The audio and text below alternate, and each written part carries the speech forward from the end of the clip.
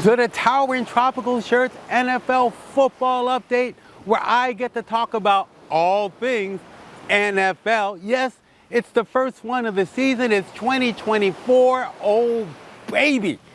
And it's the first Sunday. And, you know, we've already had two great games. We had the Thursday night game where the Chiefs beat the Ravens. Quit whining, Ravens fans. I mean, Lamar Jackson had 3 shots in the end zone at the end of the game, and he missed them all. So quit your bitching. And then we had the Packers and the Eagles in Brazil, another great game. By the way, Roger Goodell, you can kiss my ass for just making that on Peacock, you money-grubbing mother skunt. And I'm mega bummed also because my boy, Jordan Love, who was my QB on Mango Rum Funk, my fantasy team, left with a knee injury. He's going to be out a couple of weeks. That's typical. That's how that goes. But those games are done. This is about the games that are happening this week. And you know, we've got some old faces in some new places, like Kirk Cousins is now in Atlanta. We've got Russell Wilson and Justin Fields in Pittsburgh. I mean, it's just a smorgasbord of craziness happening in the NFL. But we got some great games in week 1. You know, everybody thinks they have a chance. Well, except for the Patriots. But everybody thinks they have a chance to get to the Super Bowl. Then the games start and reality sets in. So our first game we're going to discuss, real quick, we have the Steelers going to the Falcons. And remember the old adage, if you have 2 quarterbacks, you know what you got? You got none. Pittsburgh has got Russell Wilson, who might start because he's got a calf injury. And they also have Justin Fields, who would play if he does not play. Meanwhile, over in Atlanta, they brought in Kirk Cousins, who's everybody's favorite fantasy quarterback, because all he does is throw for yards and touchdowns, but he can't win during the playoffs. But that's okay. We're not talking playoffs. Not yet. We're talking week 1. How do I see this game going? Well, you know what? Atlanta's playing at home. Kirk Cousins is kind of miffed because he got all that money and they still drafted a quarterback number 1, but he's got offensive weapons coming out the ass. Meanwhile, Pittsburgh still can't figure out who's actually going to be taking snaps and throwing the football, so I like Atlanta to win that one.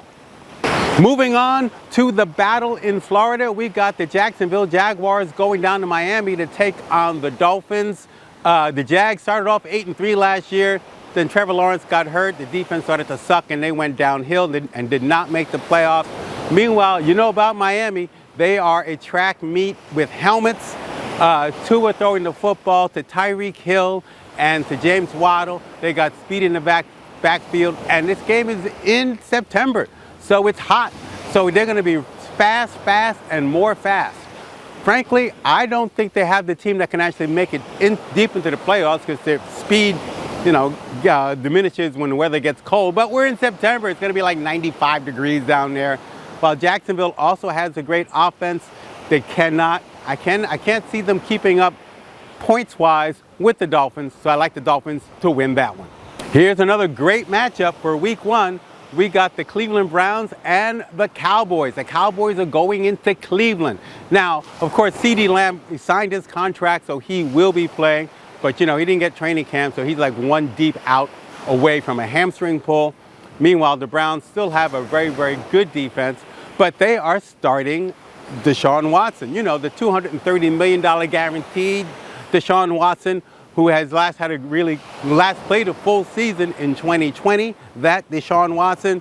Meanwhile, Dak Prescott for the Cowboys had his best year statistically. He wants more money, but you know what? Win more games in the playoffs, you get more money.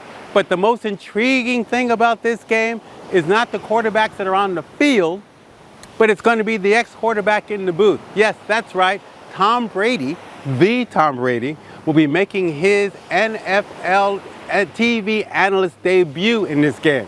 So it'll be interesting to hear his take on things. And you know, at some point, he's got to be thinking, shit, I can play better than either of these 2 guys. Sign me up, coach. How do I see this game going? They're playing in Cleveland. I like the Browns to win this one just because I think they're going to have a little bit more of an edge. Not so much for Deshaun Watson, but I think it's going to be the defense of Myles Garrett. So I like the Browns to win that one. And in a battle of teams that met in the playoffs last year, we've got the Rams going into Detroit to take on the Lions. The last time these 2 teams played in the playoffs, it was a up and down type of game. Lots of points, Goff versus Stafford. quarterbacks who've been traded for each other. This should also be a very exciting contest, mainly because you got wideouts on both teams who can really score points. The Rams, however, they're going to look a little different as Aaron Donald, their future Hall of Fame defensive tackle, has retired. They got to figure out how they're going to replace not just his sacks, but the impact he had on every single defensive play. I don't think they figured that out yet. Lions, they're ready to take that next step. I like them to win. They're playing at home. I like the Lions to win. That's right, Peg Leg Meg. I'm taking the Lions to win. And finally, the game we all want to talk about, the Monday night matchup where my New York Jets go into San Francisco to take on the NFC reigning champion, San Francisco 49ers. Yes, what will make this game successful for me as a Jets fan, not just a win, that would be nice, but for Aaron Rodgers to play at least 5 plays. Give me 5 plays, man. They took an interesting approach this offseason. Not just offseason, but like in the preseason, they didn't play any of their starters yet. They all got a whole bunch of snaps in the practices, so I think they're going to be ready, even though they've got 3 new offensive linemen. They're stacked, this team. And whether or not they win this game or not, and I think, well, we'll get into that, but they are stacked. Meanwhile, the Niners, they had their own drama in the offseason. Ayuk held out, but he got his contract. Trent Williams held out. He got his contract. He just reported to camp, I think, on Thursday. Offensive tackle. He don't really need that much camp. He don't run very fast, so he'll be ready. They still have Brock Purdy. Christian McCaffrey's ready to go full speed, even though he missed most of training camp with a calf injury. That bears watching. How do I see this game going? Yeah, right, like I'm going to pick against the Jets. Yes, Aaron Rodgers is going to be fired up. He's going to be ready. I like the Jets to win this one. Watch him throw for like 300 yards. I think he's going to have one of those type of games. So there you have it.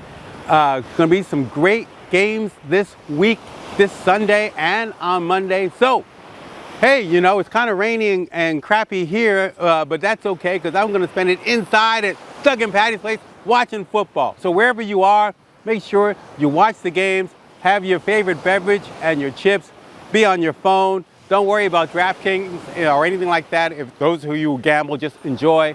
And hey, don't be afraid to subscribe to my channel. I think the information is down here. If not, it will be. Enjoy the games, everybody. We'll see you next week.